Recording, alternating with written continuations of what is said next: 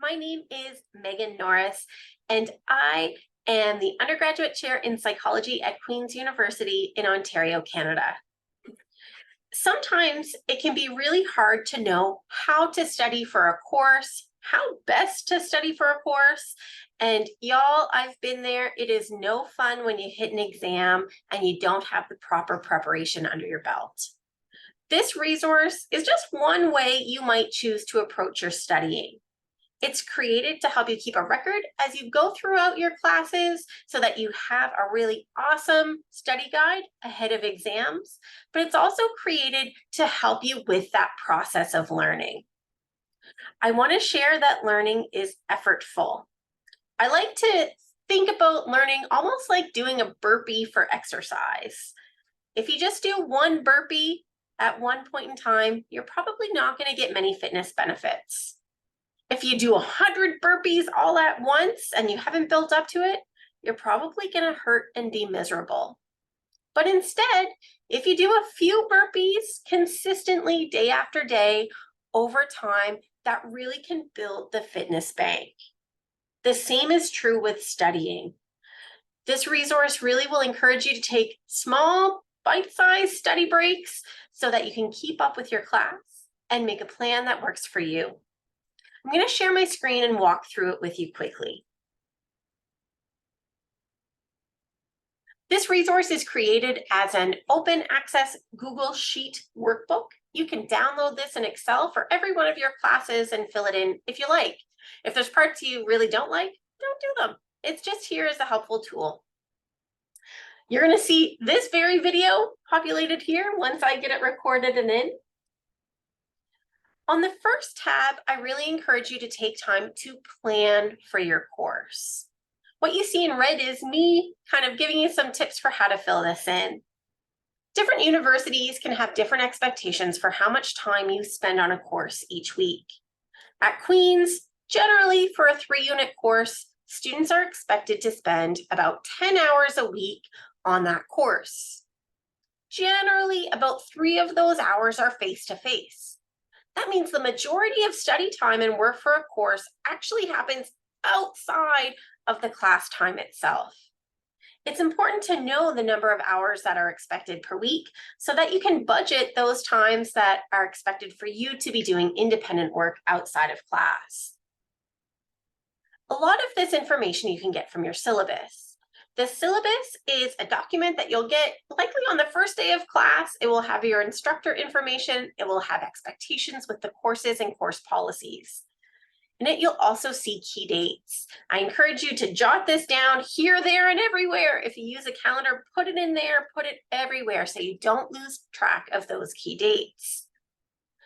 If you're anything like me, sometimes things come up right around due dates. So what I like to do is put a due date into my calendar and then back out working time with the idea that I hope to be finished something that I have to hand in around a week, week, 6 days, 5 days ahead of that due date. So that if anything happens in that last week, I've got a buffer zone. So you can take the key dates and then you can make a weekly plan for that class. Here's a sample one you can go through and have a look that includes both in-person time and independent time.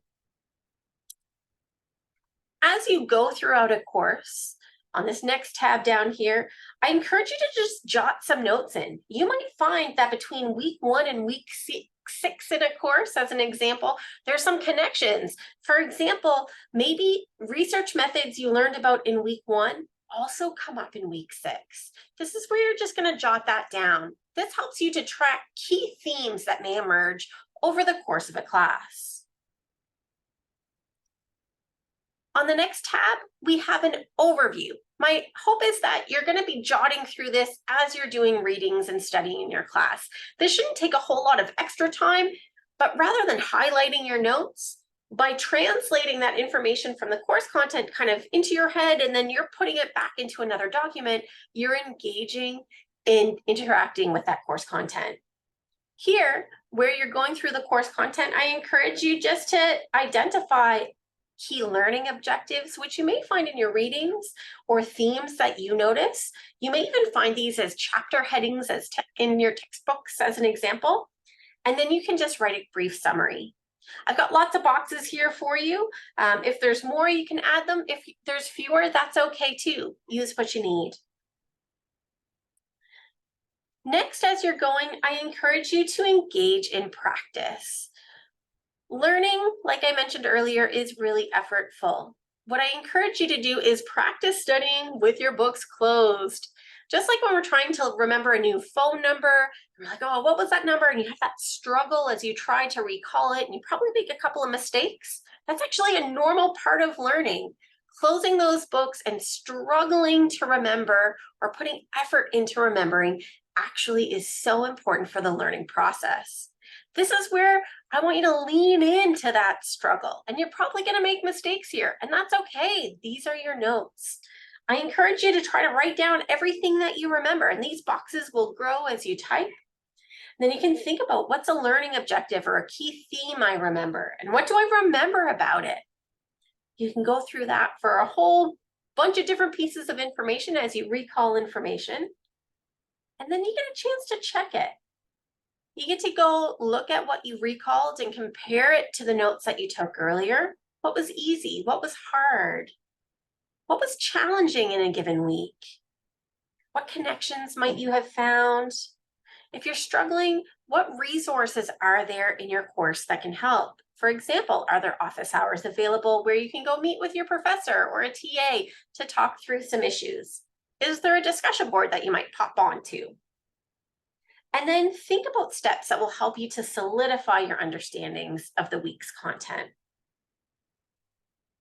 At the end, there's hopefully a handy little checklist just to go through the key things that may appear across courses. Remember that this resource was created to be pretty general and apply across all disciplines. Because of that, it probably won't be a perfect fit for every class and for every student. Feel free to modify it to suit your needs. This workbook is locked in Google, but again, you can download it, you can copy paste it and tweak it to meet your needs. I hope that you know that somewhere in the world, in this office at Queen's University, there is a stranger cheering you on in your studying.